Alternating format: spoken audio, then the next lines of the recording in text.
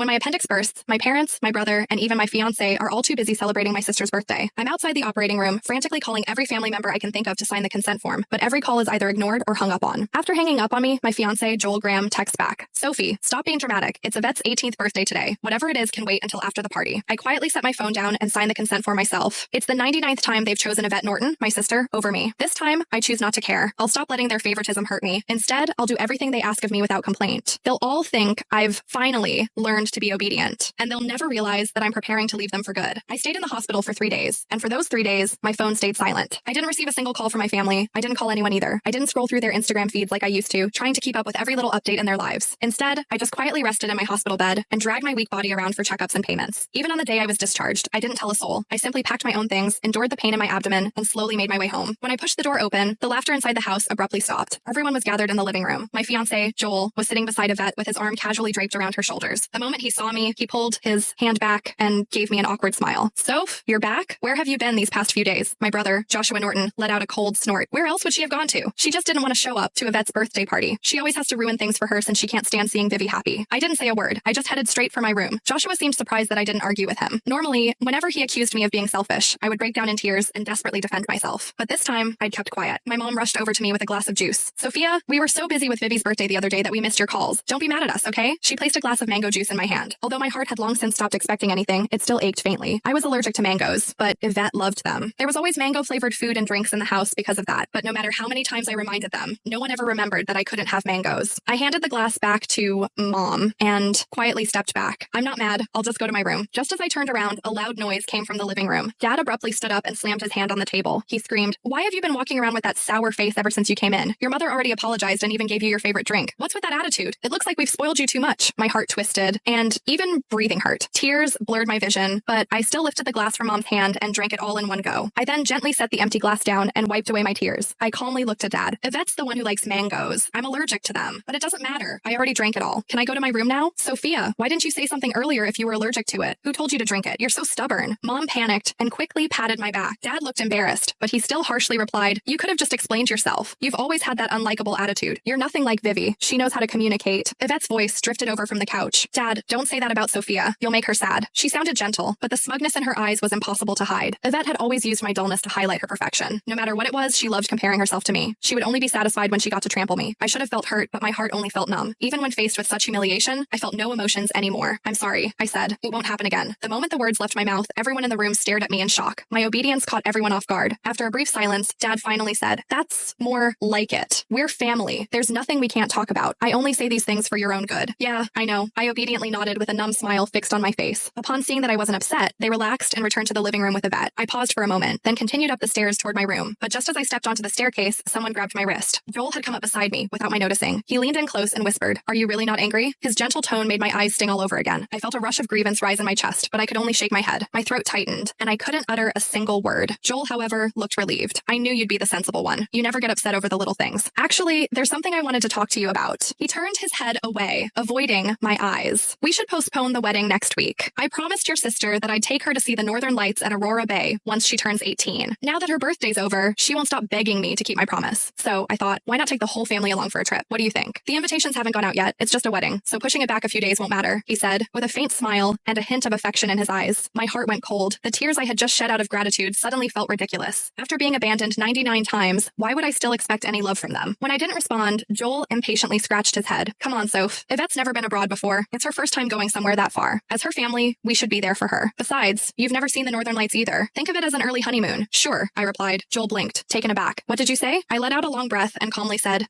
I agree to cancel the wedding." "Cancel? No one's canceling anything." I said postpone. "We can't just cancel the wedding," he corrected me with a frown on his face. I lowered my head. A faint, bitter smile tugged at my lips. Was there really a difference? As long as Yvette was around, she would never let our wedding happen. She couldn't stand me, and she coveted everything I had. I had known that since we were children. No matter how hard I fought, I could never win. My family's favoritism was her greatest weapon, and it was the reason she could keep me under her heel all these years. Now even my fiancé had joined her side. My eyes burned, and a familiar itch started to spread across my skin. The mango juice was finally taking effect. I nodded lightly and turned to go upstairs. There was allergy medication in my room, and I needed to take them before the reaction got worse. "Are you upset because I'm going to Aurora Bay with Joel?" Yvette's voice came from behind me, dripping with false innocence. I ignored her and kept walking. Yvette had always been that way. Even if I did nothing, all she had to do was cry or pout in front of our family, and everyone would rush to defend her. Joshua was the first to lose his temper. "That's enough, Soph. Didn't you hear Vivi talking to you? Why One moment you say you're not angry, and at the next you're giving everyone an attitude. Is this how you treat your family? I didn't answer him. Such baseless accusations had filled my entire childhood, and I'd long since learned to face them without showing any emotion. But just as I set foot on the second floor landing, a sharp pain shot through my scalp. Someone had yanked my hair from behind. Joshua yanked my hair so hard that I stumbled down the stairs. Vivi's an adult now. You can't just ignore her feelings like you used to. I fell to the floor, and pain shot through both my knees. Joel frowned. Soph, I was the one who decided to delay the wedding. It had nothing to do with Yvette. If you're upset, take it out on me. Just don't make her feel bad. As I lay curled up on the floor, I couldn't tell whether the pain in my chest or in my knees hurt more. Don't be mad at Sophia, Yvette said, wiping the corners of her eyes. It's all my fault. I shouldn't have turned 18 so soon. If I had waited a little longer, then the trip wouldn't have clashed with her wedding. I caught the tiny smirk tugging at her lips. You're being ridiculous. You can't decide when you grow up. This happened because she picked the wrong date for her wedding. It's not because of you, Joshua snapped. He stared at me, irritation written all over his face. You love sulking, right? Fine. Stay here and sulk. Joshua grabbed me and shoved me into the storage room next to the stairs. I started to panic and fumbled for the handle, but I heard the click of a lock from the other side before I could reach for it. He had locked the door. Stay put, Joshua coldly said. You can come out when you've had the time to think about your actions. No, please let me out. I'm allergic to mangoes. I need my medication, I screamed. But Joshua's voice was already fading as he pushed Yvette out the main door. I made a reservation at a seafood restaurant. It's almost time for our reservation, so we should leave soon, he said. But Sophia, she'll be fine. A few hours in there will teach her a lesson, Joshua replied. Yeah, she has such a bad temper. Locking her in there might be a good idea. I'll bring her some of her favorite shrimp later. Come on, Joel, Dad said. She'll be fine in there for a few hours. Instantly, terror surged through me. I pounded on the door with all my strength and screamed, I'm not mad anymore. I'll apologize to Yvette. I'll do anything. Just let me out. I can't breathe. I'll die if I don't take my medication. My voice cracked into a shrill plea, but no one answered. I crumpled to the floor. The itching spread from my back to my face, and soon my throat began to close as well. Mom and Dad had seen me drink the mango juice. They knew I was allergic to it, but they forgot about me. They remembered Yvette's favorite seafood restaurant, but forgot that I had downed a glass of mango juice just 5 minutes ago. Desperation pushed me to my feet. I twisted the doorknob with all my might, but the door was locked from the outside and wouldn't budge. I frantically searched my pockets, but the phone I had been holding onto must have flown somewhere when Joshua had grabbed me. Soon, the rash spread all over my body. My face had swollen up from the reaction, and I could barely see through my eyes. Not to mention, breathing became difficult too. If I couldn't escape, I would die in the storage room. As I searched for something to break the lock, I finally spotted my phone that had been tossed to the corner. Overjoyed, I picked it up with trembling hands. However, neither my parents, my brother, nor Joel answered my calls. Suddenly, a message from Joshua popped up on the screen. Don't come to Aurora Bay with us. You'll make Yvette sad if you do. Tears spilled from the corners of my swollen eyes. I should have known better than to expect anything from them. In the end, I dialed for emergency services. Each second dragged on like a lifetime. My airway tightened, and breathing became a chore. I could barely hold on to direct the rescue team to my street. When the storage room door finally opened,